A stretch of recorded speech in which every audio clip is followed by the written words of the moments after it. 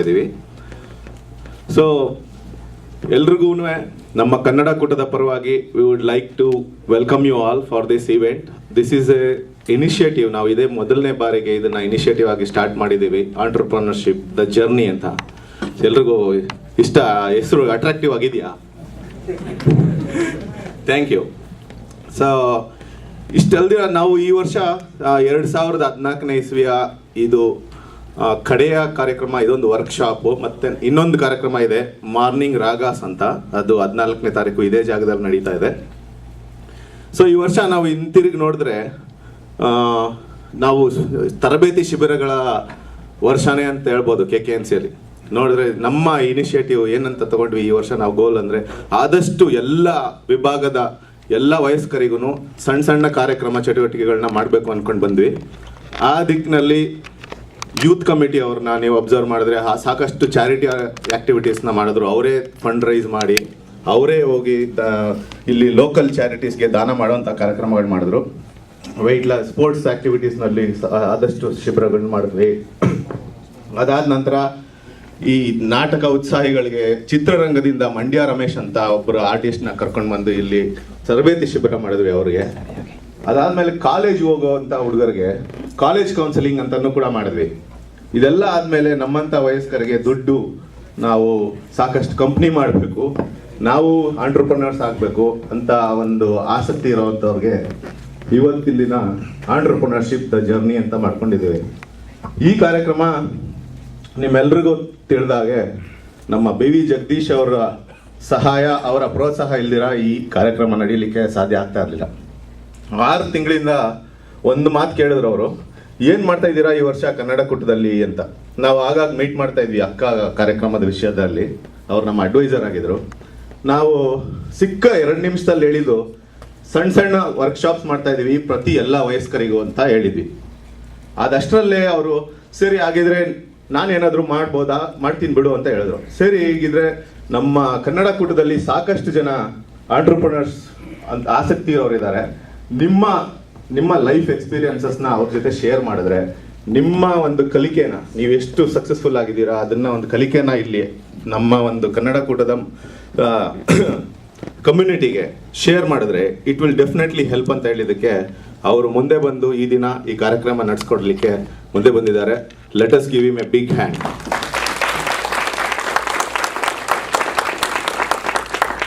ಈ ಥರ ಶಿಬಿರಗಳು ಈ ನಮ್ಮ ಸಮುದಾಯವನ್ನು ಇನ್ನೂ ಹೆಚ್ಚು ಬಲಶಾಲಿಯಾಗಿ ಮಾಡುತ್ತೆ ಅಂತ ಅನ್ಕೊಂಡಿದ್ದೀವಿ ನಾವು ಈ ವರ್ಷದ ಸಮಿತಿಯವರು. ಈ ರೀತಿ ಇನ್ನು ಮುಂದೆ ಸಾಕಷ್ಟು ಈ ಆಂಟ್ರಪ್ರನರ್ಶಿಪ್ ಕಾರ್ಯಕ್ರಮನ, ಆಂಟ್ರಪ್ರನರ್ಶಿಪ್ ಅನ್ನೋ ಒಂದು ಸೆಮಿನಾರ್ ವರ್ಕ್ಶಾಪ್ಸ್ನ ಇನ್ನು ಮುಂದೆ ಹೀಗೆ ಮಾಡ್ತಾ ಹೋಗ್ಬೋದು. ಅದಕ್ಕೆ ಮುಂದಿನ ಸಮಿತಿಯವರು ಅದಕ್ಕೆ ಬೆಂಬಲಿಸ್ತಾರೆ ಅಂತ ಅನ್ಕೊಂಡಿದ್ದೇನೆ. ಅದನ್ನೆಲ್ಲ ನಾವೆಲ್ಲ ಸೇರಿ ಮಾಡೋಣ. ನಾವೆಲ್ಲರೂ ಸೇರಿ ನಮ್ಮ ಸಮುದಾಯವನ್ನು ಬಲಪಡಿಸೋಣ ಅಂತ ಕೇಳ್ಕೊತೇನೆ. ಇಷ್ಟೇಳಿ ನಮ್ಮ ಸುಮಂತ್ ಶಾಂತಾರಾಮ್ ಅವರು ಈ ದಿನದ ಕಾರ್ಯಕ್ರಮದ ಪರಿಚಯ ಮಾಡಿ ನಮ್ಮ BVJ ಅವ್ರನ್ನ ನಿಮಗೆ ಪರಿಚಯಿಸ್ತಾರೆ. ಸುಮಂತ್, ಧನ್ಯವಾದಗಳು ಸ್ನೇಹಿತರೆ. ಧನ್ಯವಾದಗಳು ಧನಂಜಯ ಅವರೇ. ಧನಂಜಯ ಅವರು ನಿನ್ನೆ ನನಗೆ ಹೇಳಿದ್ರು, ಸುಮಂತ್ ಅವರೇ ನಮ್ಮ BV ಜಗದೀಶ್ ಅವ್ರ ಬಗ್ಗೆ ಒಂದು ಸಣ್ಣ ಕಿರುಪರಿಚಯ ನನಗೆ ನಾಳೆ ಮಾಡಿಕೊಡ್ತೀರಾ ಅಂತ. ಭಾಳ ಉತ್ಸಾಹದಿಂದ ನಾನು ಈ ಆಪರ್ಚುನಿಟಿ ಮುಂದೆ ಸಿಗಲ್ಲ ಅಂತ ಅಂದ್ಬಿಟ್ಟೆ. ಆಮೇಲೆ ಮನಸ್ಸಲ್ಲಿ ಒಂದು ಸಂಕೋಚ, ಇಂಥ ದೊಡ್ಡ ಸಾಧಕರನ್ನು ನಾನು ಹೇಗೆ ಪರಿಚಯ ಮಾಡೋದು ಅಂತ. ಅದಕ್ಕೆ ಇದನ್ನು ನಾನು ಕಿರು ಪರಿಚಯಕ್ಕಿಂತ ಇವರ as this is called the journey, ಏನಂದ್ರು ಅವರು ಆಂಟ್ರಪ್ರಿನರ್ಶಿಪ್ ಅ ಜರ್ನಿ, ಇದು this is a journey of his success story and his life. So Jagadish ಅವರು ತಮ್ಮ ಪ್ರಾಥಮಿಕ ಶಿಕ್ಷಣನ ಅವರು ಬೆಂಗಳೂರು ಹತ್ರ ಒಂದು ಬಾಗಲೂರು ಅಂತ ಒಂದು ಸಣ್ಣ ಹಳ್ಳಿ ಇದೆ, ಅಲ್ಲಿ ಮುಗಿಸಿ ನಂತರ ಬೆಂಗಳೂರಿಗೆ ಬಂದರು. ತಮ್ಮ ಹೈಸ್ಕೂಲ್ ಮತ್ತು bachelor of engineering in electrical engineering ಅವರು UEC ಇಂದ ಪಡೆದ್ರು. ನಾನು ಅದೇ ಕಾಲೇಜಲ್ಲಿ ಓದಿದ್ರಿಂದ ತುಂಬ ಹೆಮ್ಮೆ ನನಗೂ. ಸಾಕಷ್ಟು ಜನ ಇಲ್ಲಿ UEC ನೋಡಿರ್ಬೇಕು. ನಂತರ ಬಾಂಬೆನಲ್ಲಿ ಇವರು ಮಾಸ್ಟರ್ಸ್ ಡಿಗ್ರಿ ಪಡೆದ್ರು ಕಂಪ್ಯೂಟರ್ ಸೈನ್ಸ್ನಲ್ಲಿ. ಬಾಂಬೆನಲ್ಲೇ ಒಂದು ಮೈಕ್ರಾನಿಕ್ ಡಿವೈಸಸ್ ಅನ್ನೋ ಕಂಪ್ನಿನಲ್ಲಿ ತಮ್ಮ ಕರಿಯರ್ನ ಶುರು ಮಾಡಿದ್ರು. ನಮ್ಮ ಅದೃಷ್ಟ ಸಿಲಿಕಾನ್ ವ್ಯಾಲಿ ಬಾಂಬೆನಲ್ಲಿ ಇವರನ್ನು ಇಲ್ಲಿಗೆ ಸೆಳೀತು. ಇಲ್ಲಿಗೆ ಹಾರ್ಕೊಂಡು ಬಂದರು. ಇಲ್ಲಿ 3Com, ನೋವೆಲ್ ನಂಥ ಕಂಪ್ನಿಗಳಲ್ಲಿ ಕೆಲಸ ಮಾಡಿದ್ಮೇಲೆ 94 KV ಚಂದ್ರಶೇಖರ್ ಅವರ ಜೊತೆ ಇವರು ಎಕ್ಸೋಡಸ್ ಅನ್ನೋ ಕಂಪ್ನಿನ ಶುರು ಮಾಡಿದ್ರು. This became a very successful company and he took it all the way to IPO. Nantara, the next success story was Netscaler, where he seed funded this company. He was the president and CEO. This got acquired by Citrix for $325 million back then. He also continued as the VP for Citrix Application Networking Division. Adalde, he has also worked as or served as the president and CEO of 3Leaf Systems. ಇದೆಲ್ಲ ಸಾಧನೆಗಳು professional ಆದರೆ ಇವರ ಇವರ biggest success story is his philanthropic activities. ನಾನು 2000ನಲ್ಲಿ I remember reading the newspaper and it said BV Jagdish from California has pledged $1 million to develop the schools, the rural schools and the municipal schools in Bangalore. Avaga I was thinking, oh, this, I was overwhelmed. But il bandu recent agi OSAT program ella nodidaga I was actually really surprised how humble he is and his humility. So that is one of the biggest achievements of Sri Jagdish. Currently he is the managing partner at Kaj Ventures. He also serves as the adjunct faculty at the Levy School of Business, Santa Clara University. Ladies and gentlemen, please welcome Shri BV Jagdish to take over for his presentation for today. Thank you. Thank you, Kannadakuta, Dhananjaya, Shantaram, for the wonderful introduction. Thank you all for coming. Good evening. Good evening. It's so nice to see on a winter evening with the beautiful rains that Bay Area badly wanted. All of you, that took Kannada people, we all have showed up here. That is the number one achievement. So pat your back for that. It's a big achievement. Because as Kannadigas, it's generally our tendency to take life easy. It's very natural, you know, because we have a beautiful weather. Of all the states in India, Karnataka has the most beautiful weather. Karnataka has probably the most luxurious from all angles, right? And it's a very wealthy place. It's generally people are happy. People are very happy. When people are generally happy, it's very rare to see the qualities that is required for an entrepreneur in terms of taking the risk. Ayo, yak bidappa namge ivella.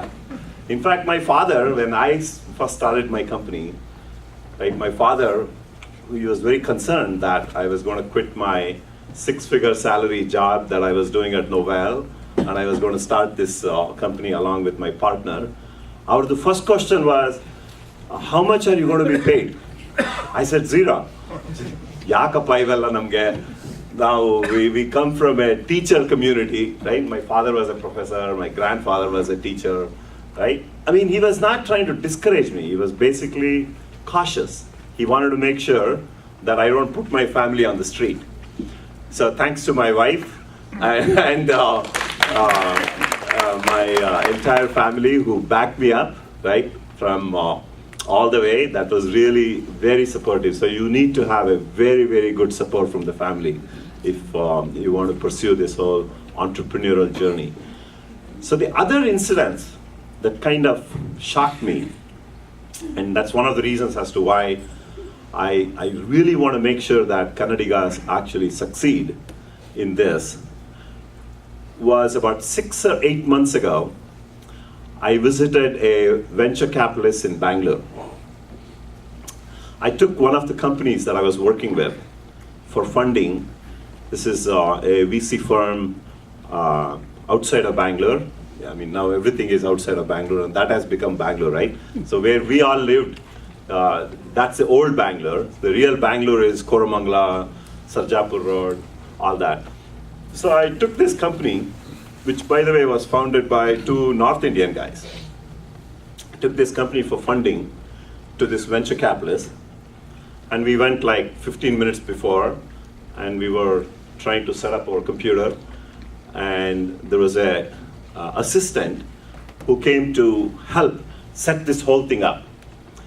So I spoke to him in Kannada. So moment he heard me in Kannada, he was like shocked.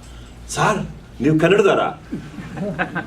ಯಾಕಪ್ಪ ಇಷ್ಟು shock ಹೋದ್ರೆ, sir 7 ವರ್ಷದಿಂದ ಕೆಲಸ ಮಾಡ್ತಾ ಇದ್ದೀನಿ ಇಲ್ಲಿ, ನೀವೇ first sir Kannada ಮಾತಾಡ್ತಾ ಇರೋದು. Everybody else that he has seen either is a North Indian or a Tamilian or an Andhra guy, right? So that's why I'm even more keen to make sure I work with Kannada entrepreneurs and at least help them in whatever way that I can. In fact, I'm working with 2 or 3 Kannada entrepreneurs right now. I would love to actually bring them at some point of time. As this KKNC continues this program, I would love to bring some of these Kannada entrepreneurs and share their journey of how they started the company, what made them to start the company, and hopefully we can all motivate, few people that are sitting here in the audience to take that risk of starting their own company, right? So I'm actually very excited to share this whole entrepreneurial journey, and I'm also very excited to see the comments and the specific things that all of you highlighted in the comment section, right, as to what you really wanted to learn from this workshop. So I've sort of put together a slide deck that hopefully addresses most of these questions that people have raised. And so what we'll do is, we will go like 45 minutes presentation. So please hold your questions, right? Write down your questions, and we'll have a whatever length of time. I'm ready to stay here till 12 o'clock if the hotel allows, and if you guys want to stay, right? So let's just do the question and answer session after the presentation, because many of the things probably would be addressed in the presentation. So instead of disrupting the presentation, let's just wait until the end. So the theme today is the entrepreneurial journey, which essentially is about building a startup company and the business plan dynamics. Because there were lots of questions actually that people had asked, right? How a business plan is built. So I'll cover some of these things, and hopefully you'll be able to get some meaning out of this. So what's the dream of an entrepreneur, if you think of it, right? You get an idea and you start with some money, probably personal money or some relatives investing some money or something like that, right?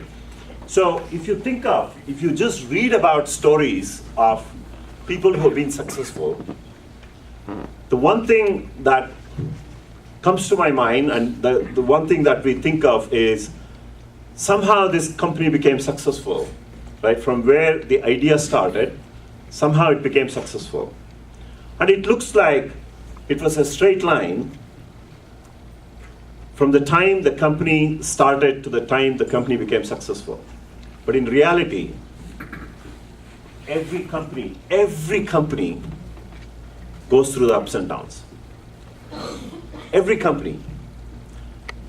In fact, there is no company that I know of that started with an idea and ended when they became successful with the same idea. They have to morph themselves to fit the market, right? That's what the smartness of an entrepreneur is, to figure out. So you started with an idea, and you have to be smart enough to constantly navigate depending on what the market wants, right? That's where the skill of an entrepreneur would be. And if you just think that the idea what you have, right, is the same idea that is going to succeed, very likely you will end up failing. Very likely. There will be lots of challenges. I mean, it may not be just the product itself. You may be thinking this product is actually useful to certain market segments, and that market segment may not pan out. Or you built a product, I'll give you examples.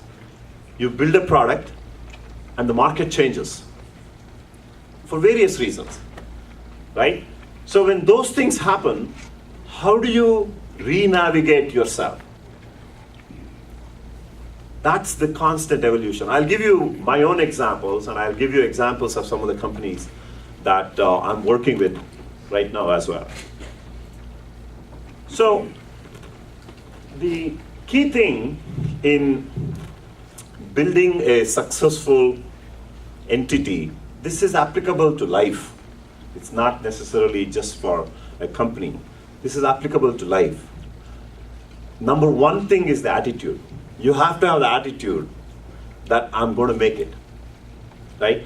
I'm going to be successful, right? Whether you're building your career, whether you want to start a company and then build that into a successful company, or you want to be a successful person in life, in whatever you do, the number one thing, you got to have that attitude, that positive attitude and believing in yourself that I will make it, right? That is so, so crucial. And that obviously followed with the desire, the determination, all of that, that needs to follow. You have to have that thing. Then the other thing, important thing that needs to happen is the people network. You cannot sit within four walls and think that I have great idea and I'm going to build this into a great company or whatever, right? It just doesn't work that way. You need to build the network, validate your idea, or pitch this to others who may be interested in funding the company. I don't know if you have actually heard of, when companies raise money, right? When, let's say, they raise the first round of funding from a bunch of venture capitalists, and as they build the company to the next level, they always go raise the next round of funding from a different investor. You know why? Can any of you guess? Why? Because most of these venture capitalists are loaded with money anyway, right? If I have built a product up to a certain level, and if these VCs have invested money in me, why don't the same VCs put more money in the company? People, different people, connection, different people, different expertise. Not different expertise, because the guys who invested money, they will have the expertise, obviously. You need more connection. Huh? Connections. Connection is one thing, and there's You need to validate what you do. Different right. perspective. You need, yes. When you are trying to solve a problem, you cannot be at the same level that you were at when you encounter the problem first. In other words, you always have to meet people who are at a higher level of thinking than whom you met previously. Yeah, but so the VCs, right, have those skills. Yeah. I mean, these are really smart people, right? They have those skills. Still, you go to another VC. The reason is you need another person to validate that what you're doing is something that is useful. That's why it's always, you raise your Series A from one set of investors, and then you raise your Series B from another set of investors, right? I'll take you through some of the details of how these venture capitalists, how it works, what's the mindset of some of these people. But the reality is that it's very important, like this, right? Getting together, discussing, and brainstorming with other people, right? And raise the money from other people. See, that's the hardest part, because getting a check written by someone is the hardest part. A lot of people will say, hey, I'll fund you. But ultimately, to get the funding is the hardest part. So let me tell you my own experience. When we did our first company, we had no funding. Exodus, we had no funding because we were not known in the Valley back in 1993, 1994. So for the first 2 years, we basically had a consulting company that was generating the revenues to fund the Exodus part of the business, which was the internet data center part of the business. So this was a type of business that a typical Silicon Valley venture capitalist never understood. Because the Silicon Valley venture capitalists typically fund pretty heavy duty product companies, right? That's what they understand.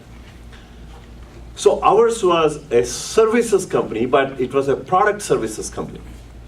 There was IP, there was technology, but not like a typical product company. And we were generating about $2 million of revenues, and then we pitched to one of the Silicon Valley venture capitalists who showed a lot of interest.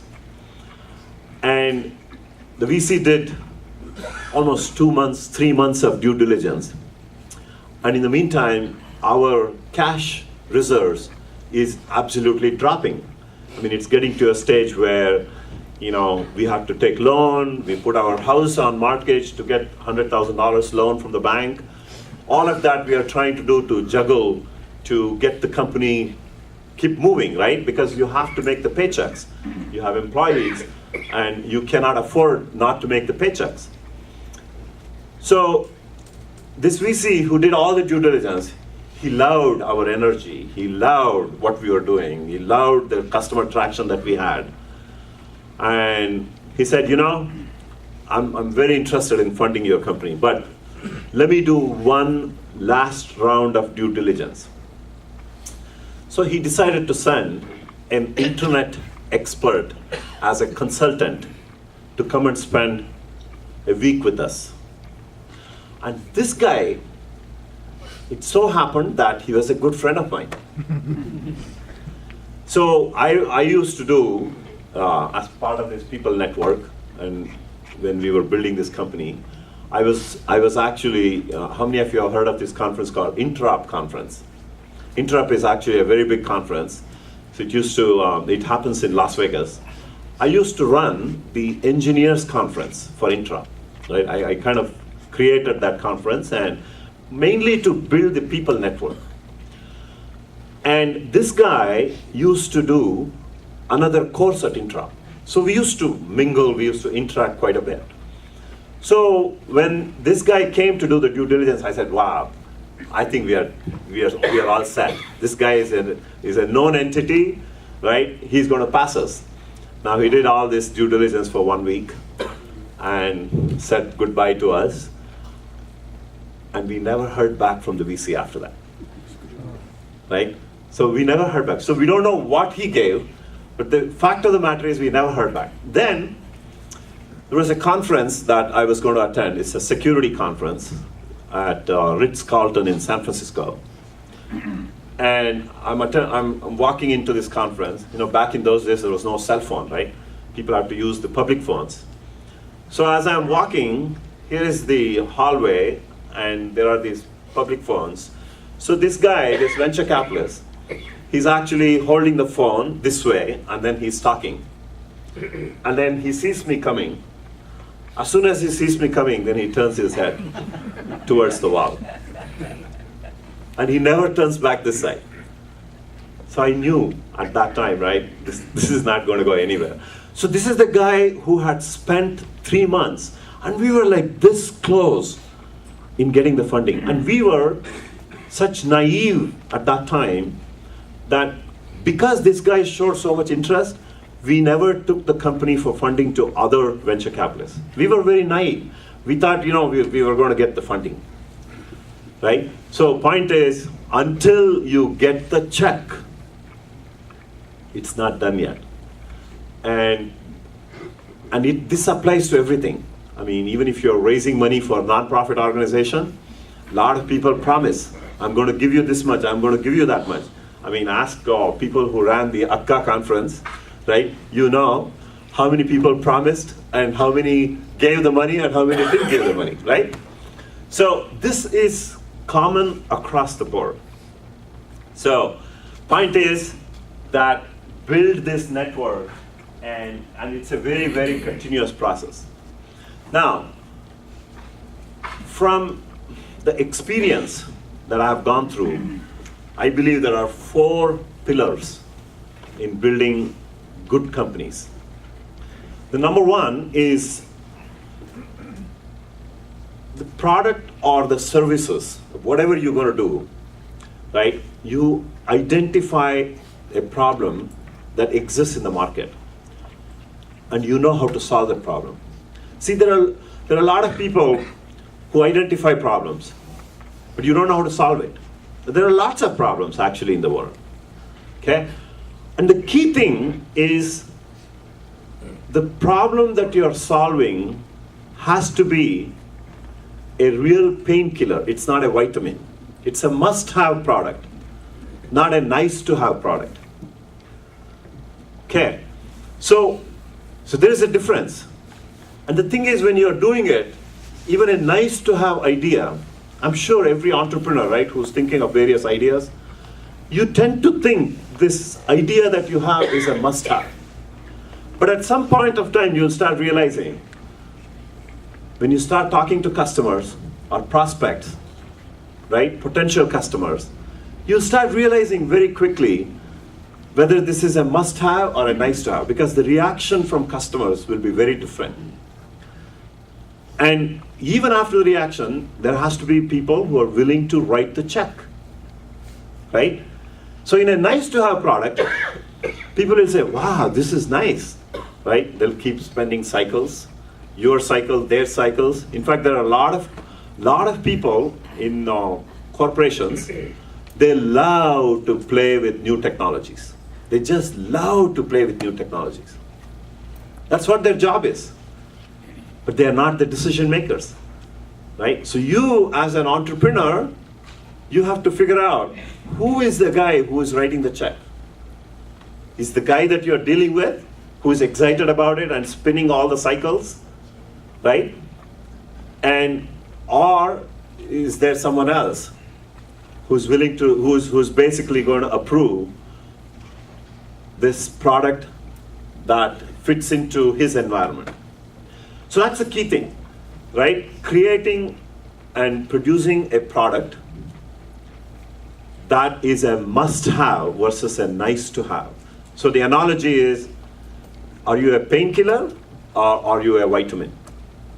If there is a pain, you will take the painkiller, right? Whereas a vitamin, even if you skip for a week, nothing is going to happen. That's the analogy, right? The second is, sorry about the colors here, create a reliable and a cost-effective product. So, I don't know how many of you have gone through, during the time, maybe 10, 15 years ago, Motorola spent over $1 billion to create a satellite phone. Right? It was a pretty big phone, thick, very big phone, and they thought that was a must-have product. Can you imagine? I mean, this is a company like Motorola. Some bozo in Motorola felt that this is going to be a very useful product. So they created this satellite phone, which was like $10,000, and they thought the entire world is going to consume this product. And this is a product that's going to work anywhere in the world. You go to a forest, you go to a mountain, right? It communicates with the satellite, and they felt that everybody in the world is going to have this product. Obviously, the product didn't go anywhere because it was not priced right. It was not a useful product. Even after spending billions of dollars in R&D and producing this product. Why do you say that? Huh? This was before the evolution of the mobile market. So Yeah. that would have been a fantastic product. So why do you say? No, because of the price. So you have to produce a product, the same iPhone, if they came up with, let's say, $10,000, I wouldn't buy IIP. I mean, if the market spread, maybe the price would even out at some point. yeah, so that is where the market intelligence, and when you are producing the product, having that market intelligence and aligning with the market, right? Because otherwise it just remains as an R&D. I mean, I was in some Indian Institute of Science exhibition last year. They had several products that they had created, And interestingly, one of the products was an idea that I was actually thinking, because in India, for example, the air quality is quite bad in different locations, right? I was actually thinking of an idea, if there is a way we can create a simple product that you place it anywhere, and then you should be able to detect the carbon content and other bad air content, and then tell you what the pure air content is and the bad air content is, right? I'm sure there is an opportunity for people to watch that and correct themselves, right? Whether you have to turn a fan on or open the windows or something, right? So interestingly, as I was going through this IISc exhibition, they've actually produced a product, and it's a pretty massive product. And then I started to talk to the professor and the students. So, have you thought of productizing this? He says, no, that's not our concern. Do you know what the cost of this would be? Right? Because the bill of materials for that was almost like 1 lakh or so for that product. So that means if you bring that product to the market, first of all, it's not even practically feasible from a size point of view, right? So it just becomes, point I'm trying to say is, research labs think differently.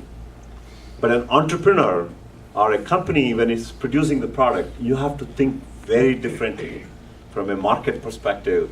Pricing, reliability, size, all of that is very important. Okay? You said about Motorola product. You can take an example of Tesla cars.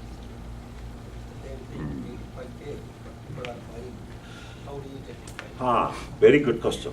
Very good question. So there is something called market segmentation. Okay?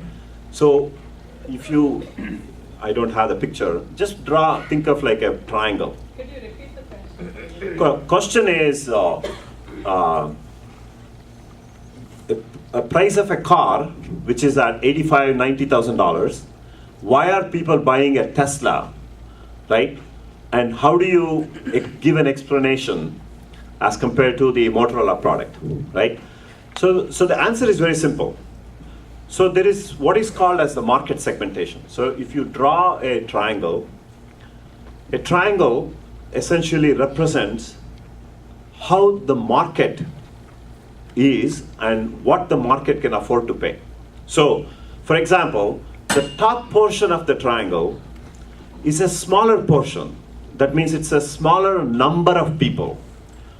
And the smaller number of people generally, which is the high end, which is the top 5% of the population or top 1% of the population, can afford to pay a higher dollar amount. And then you go down one step below. And then you go down one step below. So then the population increases and the price has to drop. So this is a very simple visualization. And this triangle applies in everything. How many of you work for Cisco? Or any networking company, Juniper or anything? So Cisco came up with their first product, the 7000 series. That product was not meant for a small to medium-sized business. It was meant for a large enterprise. The product was created for the large enterprise because the product was $100,000 per router. They never took the product to a small to medium-sized business. So same thing, Tesla is not catering to the segment of the market which is on the lower segment, right?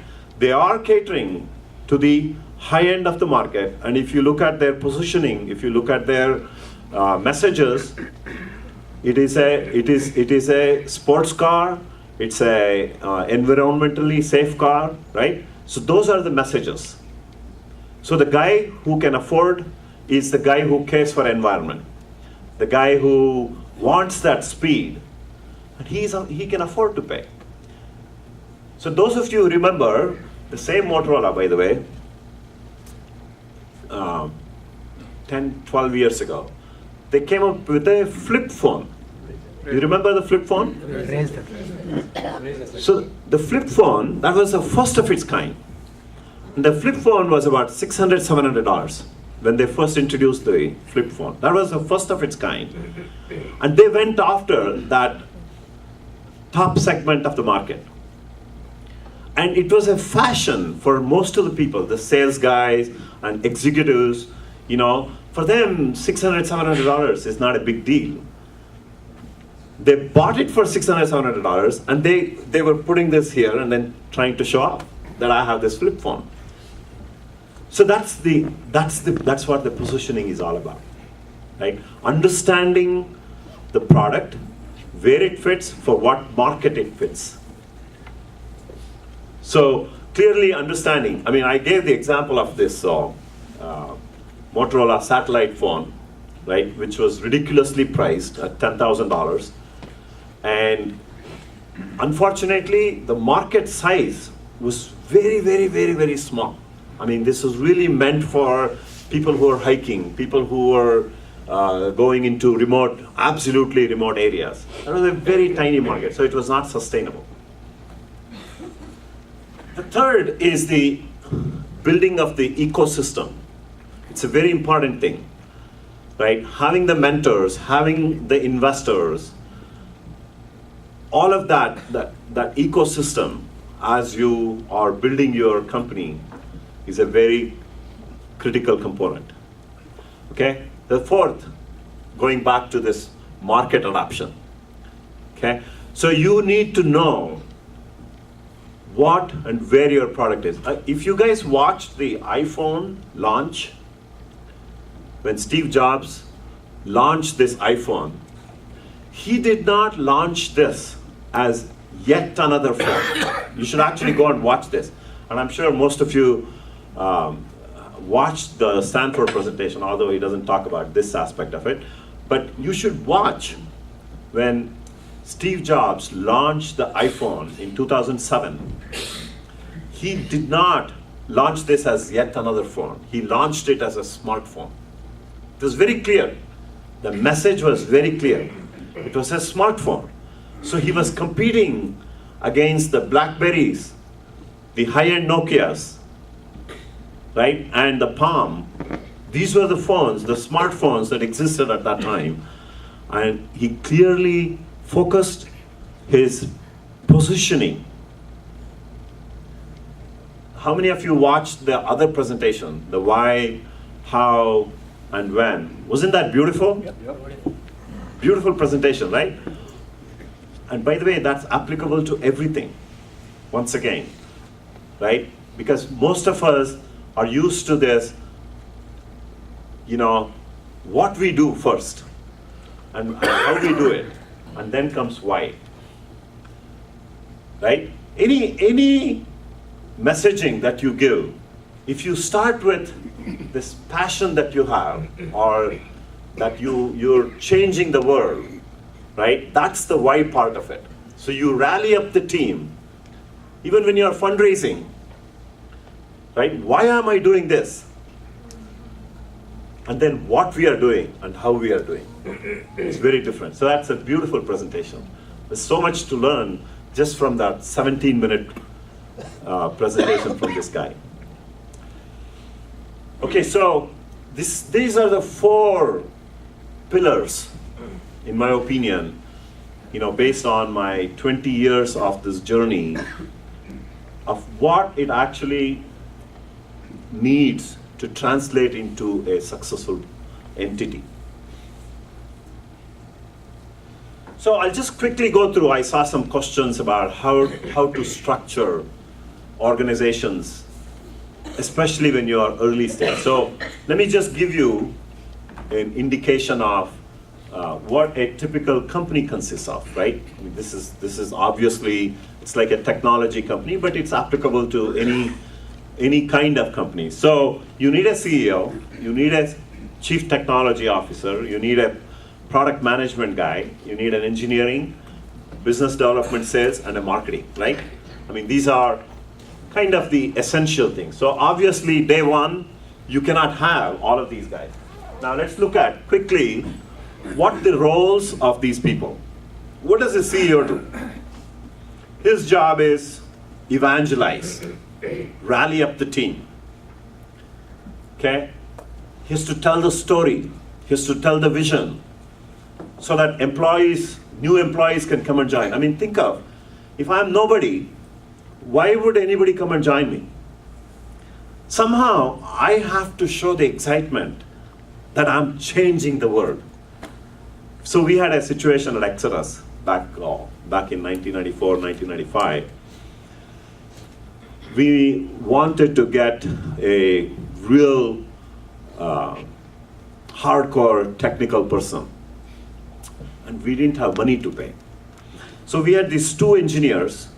We wanted to get really, someone really good. And back in those days, there was no internet like web and all that stuff, right? There was no this Match.com or Hot Jobs and Monster, all of that didn't exist back in those days, right? If those of you recall, there used to be news groups. So in news groups, you actually advertise. So I wrote a job description, and I got this one guy, really awesome technical person, and we called him for interview, and he met everybody. And then finally, it came to the numbers, and he had another offer in San Francisco for $50,000. And the maximum we could afford to pay this guy was $38,000. $38,000, right? And I badly need this guy. So you have to paint a picture. I mean, it was not a fake picture or a false picture, right? You had to paint the picture of how he would help in changing the world, which, by the way, it happened finally, right? And after going through all the meetings and all the interviews and meeting multiple times and all that stuff, he gave up that $50,000 job. He came and joined for $38,000, and he ended up making several $1 million after that, right? But more than anything, he did not join for the sake of money. He joined because the opportunity that was presented to him. That's why I tell all the entrepreneurs, if people tell me that, it's very hard to find engineers, it's very hard to hire people, and you have to shell down a lot of money for all these engineers. But let me tell you, even today, you can actually hire engineers, or any person, as a matter of fact, right? If you know how to pitch the story, and if you know how to convince, and if you show the passion of how this person can make a difference. Because in most people's cases, when they work for a big company, there is no future for them, right? It's like they're stuck in this small phase of what they're working on, and people are frustrated. People are frustrated. 90% of the people are frustrated. And how you tap into that and provide an opportunity for this person where he can make a huge difference. People love, if you're an engineer, people love to join a startup company because the code that I write is released immediately and it touches the customer. You cannot have that experience if you're working for a bigger company, right? That's a thrill. Of course, there is a risk. Not every startup company is going to succeed. I mean, if you look at Silicon Valley, out of 100 companies that are born, almost 80 of them die. Almost 80 of them die. I mean, when I was talking to one of the venture capitalists, I said, take me through, right, this fund that you have raised. How many companies do you fund? How many do you expect to be this hit, big hit? And how many to be a normal exit, right? He basically said, of the 20 companies, typically they fund in a particular fund that they raise, they expect about 1 to 2 companies to be big hits. And they expect about 7 or 8 companies to return greater than $1. When I invest $1, I will get greater than $1, right, in 7 to 8 companies. And probably the remaining 12, it could be anywhere from 0 to 90 cents or 80 cents on a dollar. That's how the math works. But the big hit is so big that just one return will give back the entire fund in many instances. So if you most recently, have you heard of this company called FireEye? FireEye, which even today, which is a market cap of $6 billion, right? The investors, early investors, owned 25 to 30% of that company. Early investors. So 25 to 30% of even $6 billion. That's a $1.5 billion. And there is no fund, typically, fund size that is that large. So just one big hit can actually return the entire thing. So the venture capitalist who actually knows how to optimize and have more big hits and more of the other successes, and that's what comes through this mentorship, this navigation, right? And going through this whole shift, and that's where a smart entrepreneur, a smart investor, a smart board member, that's what is required to figure out how to navigate and then build a successful company. Otherwise, many companies. So when we were first doing, a lot more companies used to fail, but today, not that many companies fail because there's a lot more experience. There's a lot more experience in the world of helping the next generation entrepreneurs to become successful. So that's a CEO, and then a CTO is more a visionary. Yes. So when do you decide the exit strategy? Like at the beginning of the company, when you're building the company, like, and what are the various ways? Okay. Can we hold that question because I have a couple of slides on the exit. So CTO is a Chief Technology Officer, which is more like a visionary, right, as to what the market wants and what is the product differential, right? So understanding the customer needs, that's what a typical CTO role is. Product management, how many of you are product managers here? This is the most critical function in a company. Most critical function. Because this is the role that aligns the product that is developed by the engineering to what the product is needed in the market. How do you position? How do you price this? And how do you bring this to the market? And how do you segment the market, right? So all that analysis is what is done by the product management. Other one is engineering. How many of you engineering? I would think majority of you, right? How many of you are like director engineering or VP engineering? Very good, very good.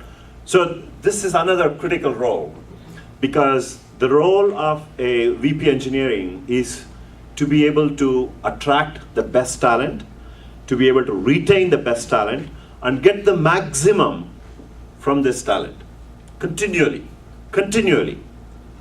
right? That's the hardest part.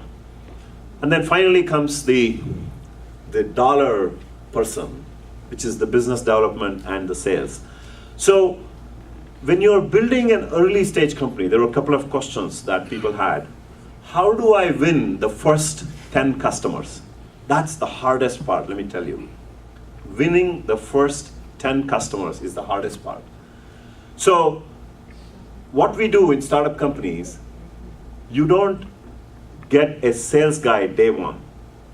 Because a classic sales guy is a person who knows how to sell what you have as is.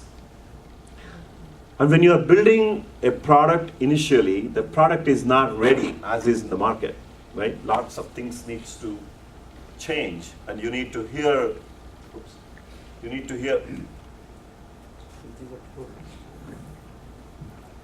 something came out. You need to get the feedback from customers and incorporate those changes into your product and bring the product. So there is a lot of this maneuvering that needs to happen with the customer. So typically what we do in the early stages of business, we get a business development guy who has a sales mindset and who is willing to work with the customer on that side and with the company on this side. And he knows that the product is not ready yet, right? So that's one part of it. And then how do you get the leads? And how do you convince this customer to buy your product? So the leads, it could be your own personal connections. It could be leads that you get from your investors, your board of directors, your mentors, your advisors, right? And if you are even one step smart, you actually come up with innovative approaches to getting the leads. So let me give you an example of one of the companies that I'm working with. Pretty fascinating. This guy, the product is not even ready. It's like in a beta stage right now. And he could not afford, or he did not want to take a booth in one of the leading conferences, right? This VMware had a conference in San Francisco about 3 or 4 months ago. So what this guy did was he took up a hotel room right across the VMware conference, and he took the pass to attend the VMware conference, and he knew precisely the target customer for his product, right? That he know. Obviously, you got to know who your customer is. So he attended a whole bunch of sessions at the VMware conference, and he went and spoke with the speakers and excited them with the demo that he gave on his iPad. And then when the customer got excited, he said, you know, I've got a full-fledged demo in a hotel room right across. Would you be interested in coming and seeing?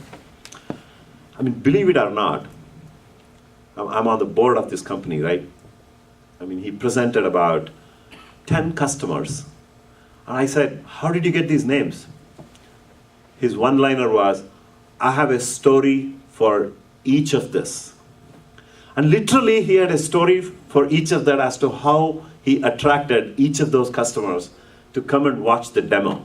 Because he knew if he gets that guy to come and watch the demo, he has got this guy ready to test his product, right? Fascinating. Fascinating. You know, he's not like worrying about how am I going to get the first customer, how am I going to get the first lead, right? You have to be innovative in thinking of various approaches of getting that first 10, 20, 30 customers. And that's the hardest part in building a startup company. So growing from 0 to $5 million revenue is the hardest part because you are not known. Nobody knows who you are, right? Nobody trusts you. And there are hundreds of people like you who are pitching your solution. In fact, when we sold our first product, this is at Exodus, we hired this BD type of people who convinced a customer to buy our services. And this customer is called BR Printers. So this was the very, very first customer. So he wanted an internet solution that he could actually transfer the files from Oracle. Oracle was a large customer for him. Transfer the files via the internet into his office so that he can print the files because it's BR Printer. So he was a printing company. So he was printing all documents and whatever Oracle wanted. And without that solution, what was he doing? He was driving to Oracle, getting a tape, bringing it here, sticking the tape into his tape machine, and then converting that and then printing it, right? So we offered this complete solution via the internet. So you download the file, and the guy asked, how many customers do you have? So we are like, how do you tell you are the first customer? So we are like, we have about 10 to 12 customers who are, it's kind of like how Ashwatthama Hatah Kunjaha. Right? So we have about 10 customers who are evaluating the product. Right? So, really? That's good. What kind of guarantee do you give? So because he was the very first customer, we said, listen, if anything goes wrong, we will pay you to go to somebody else. Right? Give us 3 months. If anything goes wrong, we'll just move you. And we put that in writing. So once again, it's our confidence as to how we could actually deliver the solution to the customer, right? That's the risk we took. And we had to work hard to make sure that we don't have to pay this customer to move somewhere else, right? So things like that. You have to come up with innovative solutions every time when you win that first 10 customers. Once you win the first 10 customers, you can start referencing these customers, right? Hey, I have this as a customer. If you want to talk to him, you can talk to him. Just becomes so much more easier.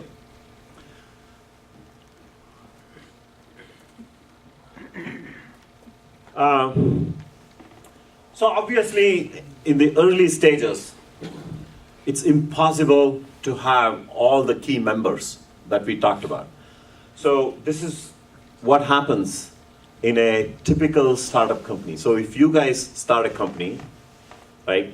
If it so happens that one of you happen to be an engineering guy and one of you happens to be a marketing guy or product manager or business development or sales guy, you kind of wear multiple hats for a while, right? Until it starts to scale up. So don't complain. In fact, it's a great opportunity to learn the whole company. I mean, at NetScaler, when you're laughing, he knows a little bit about NetScaler. At NetScaler, we hired a VP of sales, very professional guy. And if you get a high caliber VP of sales, generally they are arrogant. Right? Because they've made a lot of money, they've sold a lot of stuff, right?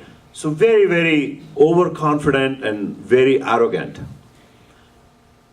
And we waited for about 9 months for this guy to produce the results. And every time I had a one-on-one, especially the one-on-ones like 2 weeks before the end of the quarter. So this is during very early days, right? He comes and tells me like December 15th, 2 weeks before the end of the quarter. Jagdish, I'm going to do $750,000 this quarter. I said, fine, show me the customers that you're working on. So he tells all that stuff. And finally, when the quarter ends, he closes like 50K. So first quarter, I said, okay, he just came on board. He needs time to ramp up. He's building the team. So then second quarter, March 15th, one-on-one. Jagdish, this time I'm going to do $850,000. Quarter ends, $120,000. So when you ask what happened, he says, this guy did that, he left the company, that happened, this happened, blah, blah, blah, that stuff. So I watched for another 2 months. Things were not progressing well. And the same interop, we had a booth. This is in 2002. And I called him up after the show. I took him aside and I said, hey, this is not working out. We just need to part. He said, why? So I gave him the reasons. He was upset. He was angry. And he said, 20 years I've been doing this job. There's not a single CEO who has ever told me, or who has ever given me this kind of a feedback. I said, pal, this is what the reality is. It's just not working out. We need to part, right? So obviously, we parted and he was very negative on us. And in fact, he kind of gave a speech to many of the team members saying that this company is going to sink, it's not going to go anywhere, you guys get your resumes ready, and wherever I'm going to go, you guys can apply and come and join me there. But luckily, nobody believed him. And the interesting part was, I came to know later on, the marketing guys thought that he was a great sales guy, and the sales guys thought that he was a great marketing guy. So I assumed at that point of time, as a VP of sales myself, the next 8 months, right, it was an amazing learning experience, actually. I had never done, just like most of you, I was an engineer, right? And obviously, over a period of time, I learned a lot of the skills dealing with customers, right? Because most of these things are actually common sense.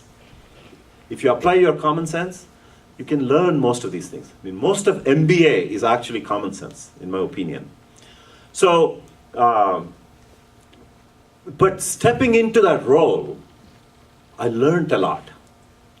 And I was able to actually help many of my other inside salespeople and the outside sales guys, and it became a great link for them to interact with the management and us to interact with them.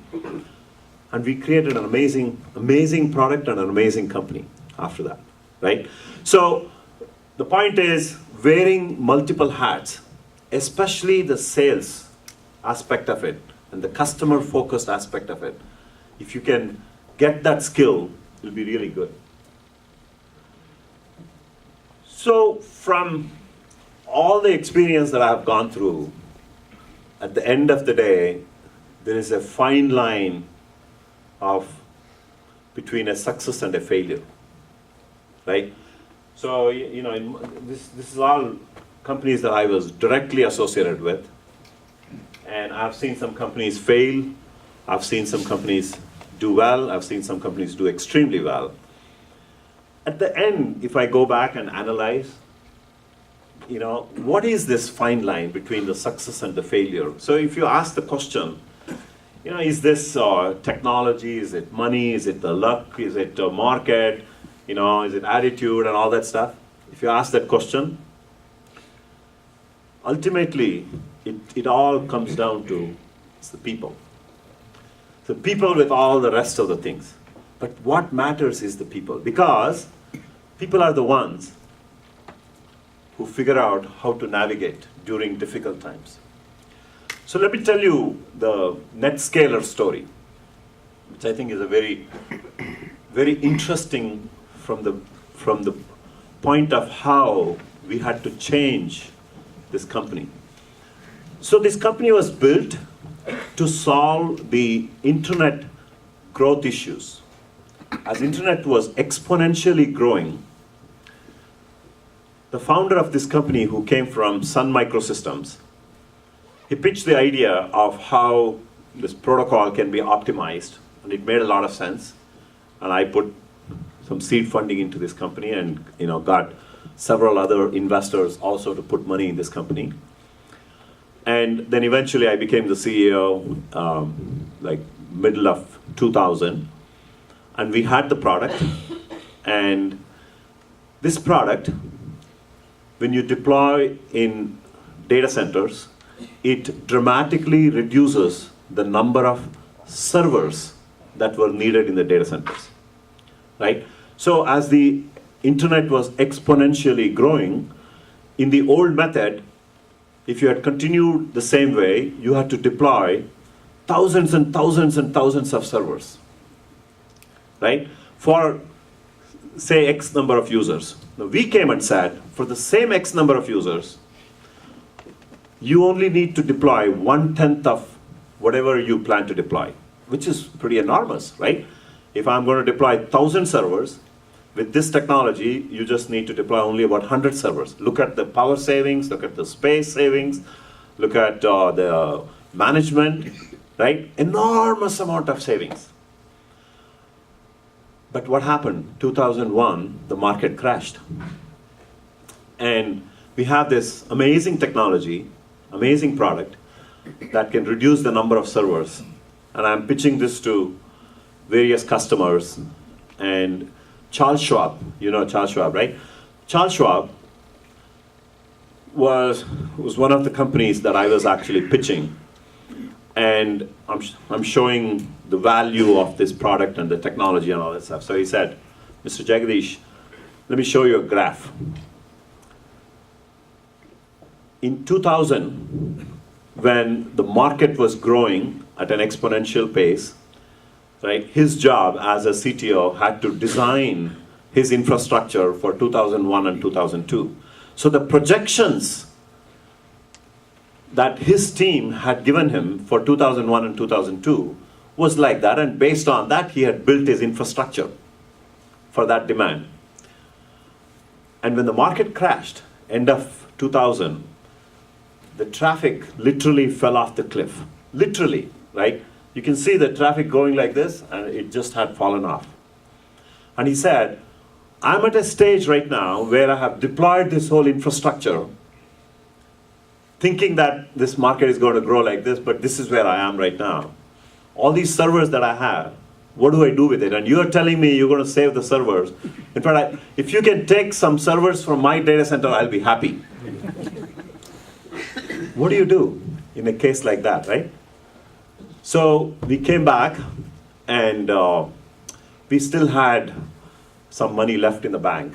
And we went to the investors and said, hey, either we can return the money back to you, which would be like 50 cents on a dollar, or give us 2 months' time.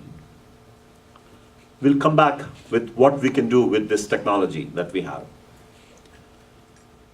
And we went back to the drawing board, and we came up with this product, which is the flagship product, which is generating about $1 billion in revenue right now, with about 2,000 people employed between here and India. Right, US has about 1,200 people, India has about 800 people. It's fascinating that that product just took off. Middle of 2002, we reintroduced the product with this new value proposition. And that is the same flagship product, right, that led Citrix to buy NetScaler eventually. And Citrix took it to the next level, which is generating about $1 billion in revenue right now.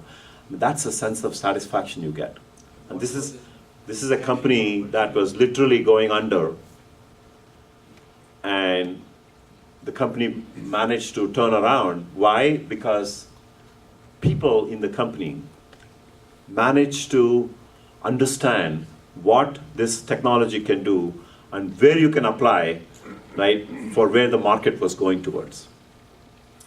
So it was an amazing experience, and this happens in literally every company. Every company has to go through.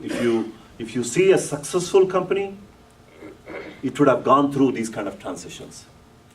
That's the reason as to why venture capitalists bet on people, not just on the idea. The number one thing that they bet is on the people. Right? That's why they look at what's your track record, what have you delivered, right?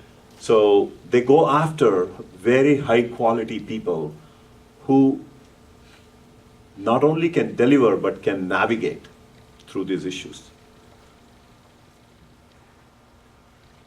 So quickly, I should wrap this up quickly. And by the way, I'll leave the slides with you. So those of you who want to refer to the slides, you don't need to actually write down all these things. So startup business plans constantly keeps changing. Every 3 months. In fact, that's a good sign. But it's important that you think through and build a business plan. A lot of times people ask, why should I build a business plan? I mean, it just doesn't make sense, right? What's going to happen to my company 2 years down the road? That's not the point. The point is, do you know how to build your company? And do you know what kind of people are needed? What kind of investment you need to make? That is the reason as to why you have to build a business plan. Right? It may be a theoretical experience or exercise, but that exercise is very critical because that helps in your thought process. So, can you see this? I'll just quickly This is our first company, and you see the revenue growth, but you'll also see some of the major milestones here. The key things that I want to talk about, right, is winning some marquee accounts, how that gives the shift. So as you're building your company, right, when you're putting efforts to win customers, put the efforts to also win some marquee accounts, because those accounts give a big shift. So it's not just focusing on winning any customer. Yes, it's important, but put the effort to win some marquee accounts. So each shift that we saw, we had some of these marquee accounts. But the key thing to realize here is the whole uncertainty phase for this company. For the first 3.5 years, honestly, we had no idea that this company was going to be successful. We had no idea at all. That's the uncertainty phase. But it's a belief, right? We're going to get there somewhere, but we had no idea that it was going to take off like this. And this, again, something that happens to every company, right? If you look at our next company, same thing. In fact, in this case, I can pretty much map every one of the things that we experienced at Exodus, winning these marquee accounts, right? Hiring the sales guys and changing the sales guys at the right time, and winning, some of these big accounts, like in this case it was WebEx and Google, how that gave the shift. And the uncertainty phase,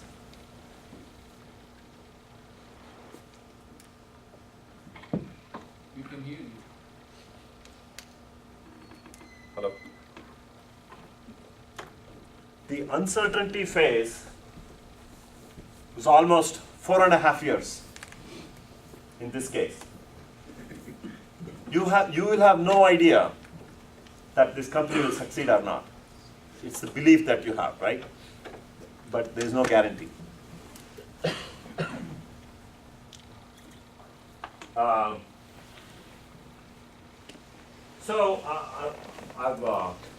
You can go through this, but I just want to highlight on one thing. This venture capitalist investment, it's kind of if you look at the cycle, the way the cycle works is actually pretty fascinating. It's your own money. I mean, all of us put money into 401k, IRA, and all that stuff, right? And what happens is, these guys, a small percentage of that IRA investment, 401k investment, they come back to invest in the venture capitalists. So when you've heard of venture capitalists like Sequoia Capital, Lightspeed Ventures, Kleiner Perkins, all of these guys, right? You hear about them raising $400 million, $500 million, right? So this money is coming from where? It's actually coming from the mutual funds, the hedge funds, the endowment funds. Those are the guys who are actually putting money into these venture capitalists. So what it means is, you trust this fund manager who is going to manage your mutual funds. And what does he do? He actually trusts the venture capitalist. And who does the venture capitalist trust? The entrepreneur. And who is the entrepreneur? It's you. You see the whole cycle? It's pretty fascinating, actually. Right? But during the whole process, it's the best of the best is what is picked. Right? I mean, you will not put your money into a fund that's not producing results. Right? So it's important for the fund manager to produce good results so that he can attract more of our money to go into these mutual funds. See what I mean? So that's the cycle of venture capitalist money. And then you have the angel investors, who are typically the high net worth individuals through their own past success, who constantly are looking at new opportunities and new breakthroughs and things like that. And then early stage venture capitalists. So there are a set of VCs who invest in very early stage companies. Not everybody actually invests in early stage companies. So for example, as Sequoia Capital, Kleiner Perkins, right, Lightspeed, a lot of these guys actually fund a PowerPoint presentation. But what they're betting is on the people. Then you have the Series B investor, which is a little bit late stage. So they want to see some proof point. So when you raise the money through this angel investors and Series A investors, your job as an entrepreneur, you have to build the product, demo the product, and have some customers to show that your product actually works and there is a market. And that proof of concept, once it is shown, that's when the Series B investors come in. So they take less risk. As a result, the valuation will be higher. So for example, if I raise my Series A at, say, $10 million pre-money valuation, and I raise like $5 million, then the post-money becomes $15 million. So the next round funding, because you have shown the value, you probably will get $30 million pre-money, and then you end up raising $10 million. Then the post-money would be $40 million, right? Likewise, that is how you create the value. When things are going well, when you are delivering the results, this is how the progression actually happens. And then Series C is more late stage, so where the sales team is in place, the geographic penetration has happened, right? There is a VP of sales or a VP of worldwide sales. I have now proved this product beyond just one location. I'm now selling this not just in Bay Area, I'm selling it in New York, I'm selling it in London, I'm selling it in Chicago and other places. So that's how the progression happens. So VC intro always happens through network of people. So you have to go through an introduction. If you just blindly send a business plan or an idea to a venture capitalist, 100% of the time it will just go to the garbage. 100%. So they also expect that if you are a true entrepreneur, you will actually figure out a way to reach to them. That's your job. So you have to figure out how to network with the right people. And these days it's a lot easier. You have LinkedIn, you have other kinds of things where you can actually trace, right? If there is a venture capitalist in Lightspeed that you want to go after, you start figuring out what is the trace to that guy. Do any of my friends have connection? Second level, third level, fourth level connection. Then you start making that connection, right? Or you attend a conference and build that network. That's how you build the connections. And through that introduction, in fact, I just met Vinay here. Vinay just met with Bessemer. He took my class at Santa Clara University, and he just got an introduction to Bessemer Venture Capitalists, right? Through a friend of him with whom he actually danced during the akka program. That is how he built the network, right? Right. So you see, you can never tell where the network actually happens, or comes from. It could be social, it could be professional, right? And that's the power of this valley. That's what makes this valley so powerful, because all of us, we have social link, but we also have professional links as well. And you leverage that. You leverage each of that, right, to progress. And this is exactly how it works. There is no shortcut to this.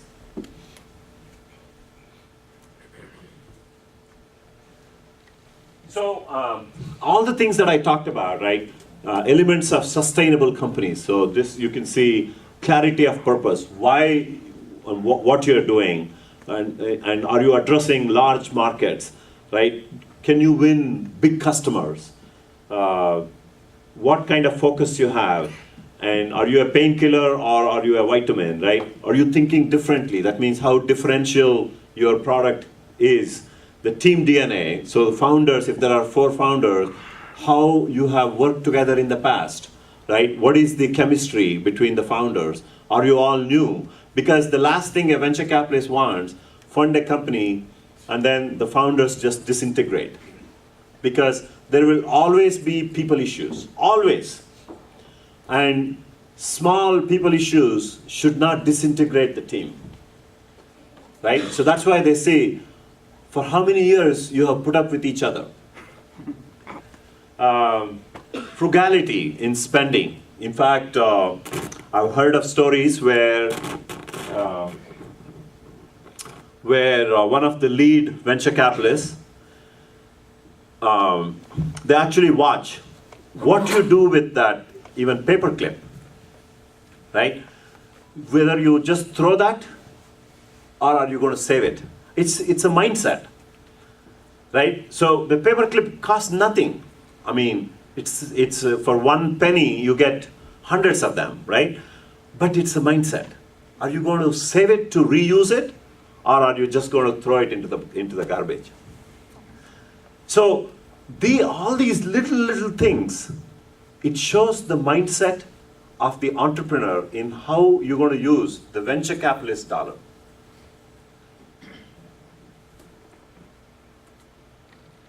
This is a very interesting thing.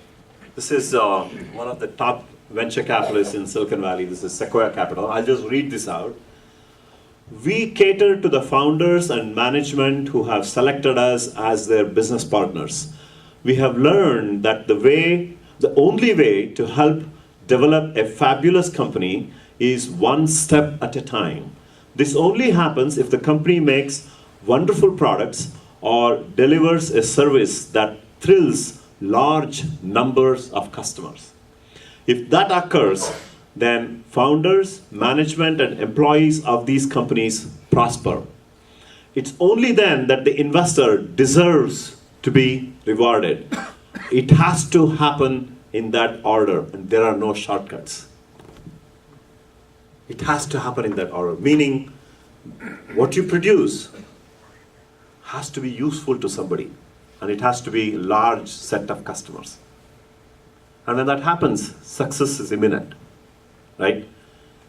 I mean, if you have heard Krishna's Bhagavad Gita, the second Adhyaya shloka, right, which is Karmanye vadhikaraste ma phaleshu kadachana ma karmapala heturbu mate sangosto karmani.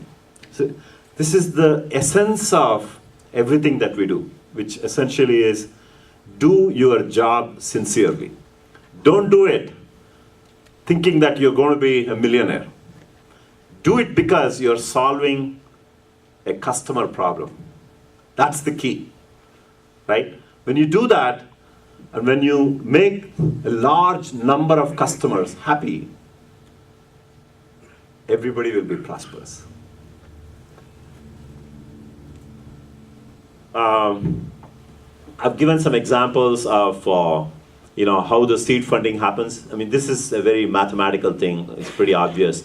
You can actually see I've given some examples of how a company gets $1 million of seed funding and what exactly happens in terms of valuation. I've given some examples, all that stuff. Please go through that. So this is, the first one is when the seed funding happens. So when the seed funding happens, this one I'll come to this. This is an important slide. When the seed funding happens, generally, how many of you have heard of this term called convertible note? So convertible note basically means that the money that you raise is actually given as a loan.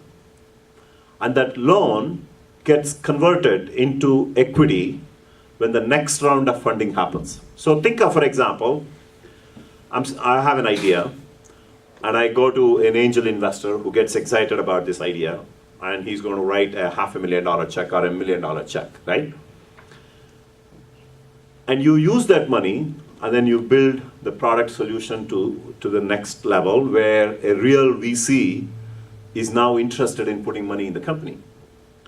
Now, what's in it for me as an angel investor to put the money today if the VC is going to give the term sheet or funding a year from now, and I get the same valuation a year from now. That's not fair, right? Because I actually gave the money now. There has to be some value to me. You see what I mean? So this is the beauty of capitalism. This is 100% capitalistic driven, right? So when I put the money, I say, hey, give me a discount and an interest. All of that gets converted when the next round funding happens. So as an example, in that example that I give, if I give $1 million as a seed fund, and if the money gets raised at a $10 million valuation, then the seed investor gets a 20% discount. That means his money is almost like invested at $8 million.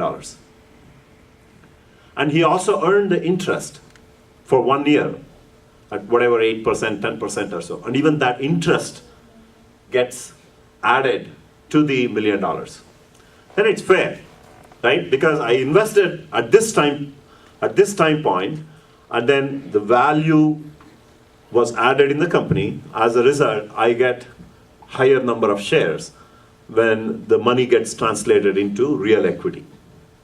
So that's the example. You can go through that. And then how the valuations are set. This is kind of a very interesting topic, actually. There is no rule. In public markets, you know that there is something called PE ratio, right? So people apply this PE ratio depending on the type of market. If you are in a semiconductor, whether you are in a software market, whether you are in a systems market, or whether healthcare market, right? So there is a range of P's that people apply, or you apply the revenue multiples. If a company like FireEye, which is still losing money, but it's a high growth market, it's a brand new market. So you take that revenues and you multiply that, right, based on certain mathematics. In a startup company, what do? There's nothing that exists, right?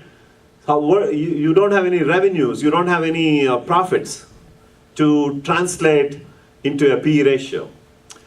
So the logic here is absolutely left to the venture capitalists. And the logic is based on some factors like this. So for example, a same idea, one team can probably get $3 million valuation, another team can get $15 million valuation, right? And another team can get maybe $9 or $10 million valuation. Why? Because, this is like us, how we were back in 1995. In fact, when we raised our Series A, we had about $3 million in revenues because we were not known. When we raised the first $3.5 million, we literally gave up 50% of the company. Literally, we gave up 50% of the company, right? But I have actually worked with entrepreneurs. Just for PowerPoint presentation, they have got $15 million pre-money. Why? Because they have these credentials, proven people, proven entities, they've delivered products, they've delivered complex systems, okay? So people bet on that, and probably these guys already demonstrated the proof of concept. So things like that, the valuation can actually vary based on who you are, what background you have, and all that stuff. So this is again another math exercise. This is an interesting model. I mean, I can actually apply this to, say, some of the companies like Cisco, which is sort of going through this phase right now, right? Every company, it has to go through from one orbit to another orbit. As you move from phase 1 to phase 2, either you are adding new products, new solutions, or new markets to go to the next orbit. Now, if you watch, for example, Cisco, right, which is kind of stuck right now, stock is stuck around 25, 26 bucks, because they're not seeing the next $10 billion, where that's going to come from. For someone like a Cisco, which is at $40 billion revenues, in order for them to hit the $50 billion or $60 billion in revenues, they need some new thinking, new products or solutions that needs to come in. If you study, for example, IBM back in mid-80s, so this guy who came in as a CEO, Rogers. Lou Gerstner. Rogers. Lou Gerstner. Lou Gerstner, he actually came from Nabisco. He came from a tobacco company. IBM was stuck in the same mode. Stock was not going beyond 40 bucks. And every day it was just going down. And this guy came, he just turned the whole company around, right? Not only he brought efficiency by cutting a lot of staff, the fat aspect of IBM, but he gave a new shift in terms of the services. So in fact, their services part of the business actually generates today over 50% of the revenues. Okay? So that's the shift in the orbit that needs to happen. The same thing needs to happen in startup companies too.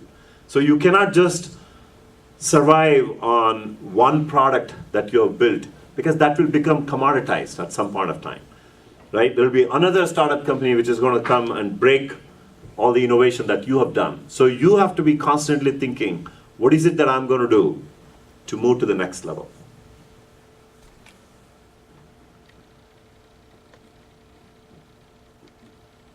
So this is an interesting concept from the point of view when you build a product. I mean, take FireEye as an example. It's a 10-year-old company. How many of you work for FireEye here? Nobody? So if you study FireEye as an example, this is a company that came up with an amazing product almost 6 years ago. This company was founded 10 years ago. And they came up with the product, there was no market for that product. There was no market. So, because the whole concept of this malware was very new, very, very new. So they had to do a lot of education. In fact, they went to customers, they deployed the product, and they showed to the CIOs and the chief security officers how credit cards were stolen, or social security numbers were stolen, right? Confidential information from companies are being stolen. So slowly, one at a time, they had to evangelize and educate the market. And that's when it takes a lot of time. So when that happens, obviously the sales cycles are long, right? It consumes enormous amount of resources. So the founders stuck with the company, the investors stuck with the company, because they all believed that this is a very, very valuable technology and someday this is needed, right? And when that happens, that's when the market actually takes off. I mean, that's why you see the leaders, some of these leaders, right? And for some of them, the market clicks right away. I mean, if you take Nutanix, which is one of the hot companies right now in Bay Area, right? So they were founded about 5.5 years ago. And the first year of bringing the product to the market, how many of you know Nutanix? Quite a few. How many of you work for Nutanix? Nobody. So this company came up with an absolutely brilliant concept of converging storage and compute, one of the first of its kind. And they brought the product, so they also went through some of these uncertainty phase, the first 3 years. And finally, when they introduced the product, the first year of shipping the product, they had $17 million in revenues. And the second year, they had $60 million in revenues. Third year is $200 million in revenues. I mean, they're just going through exponential, right? Because for them, the product came at the time when there was this new market that was emerging. This is kind of very similar when Exodus brought the data centers. That's the time the new wave of the dot-com markets was just happening. Same thing for Nutanix. The whole virtual desktop, which is the new wave, it happened at the time when they brought the product, and product just fit into that. So this doesn't happen all the time. Very, very, very, very rare that such a thing happens. So most companies actually go through this phase. The question is how long? Is it 1 year, 2 years? If you look at even NetScaler, 2.5 years, we went through that uncertainty phase. We were not sure. So execution is key to success. Idea, if you think you have a great idea, that's only 15-20% of building a successful entity, okay? So 80% is about execution. And I just want to end with this slide.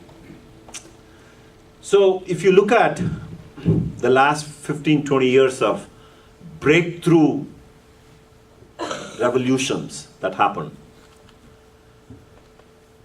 most of them have come from startup companies. Okay, so if you look at the first company, which is Akamai, which was a two-man startup company that came out of Boston. So they came up with this content delivery network. So if content delivery network is when you use a website, all those pictures, like when you go to Amazon, for example, when you're shopping from Amazon, all the graphic images, which basically consumes enormous amount of bandwidth, usually what happens is, instead of coming from Amazon data centers, it actually comes from somewhere close by.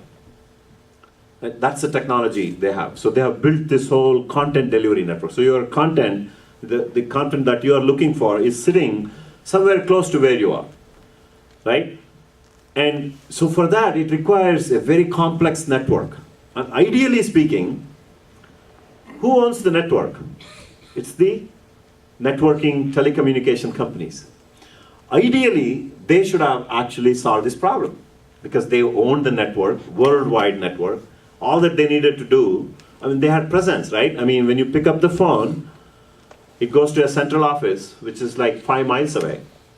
So the investment was there, the infrastructure was there, the technology was there, but that entrepreneurial spirit was not there. So somebody capitalized on that. 2 guys who came out of MIT capitalized on this, and they came and built all these servers in all these locations worldwide.